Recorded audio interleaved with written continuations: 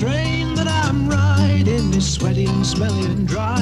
It's like a bus, but it runs on rails and the fares are twice as high. I can't even open the window to get some fresh air to my nose, except of course in the dead of winter when I can't get the windows closed. So it's hello diesel, goodbye steam. You've had your day, old friend, now you're an old has-been. Electricity and no more coal, no smoke and white steam while the mighty engines roll. Steaming down the levels, will we ever see the like again?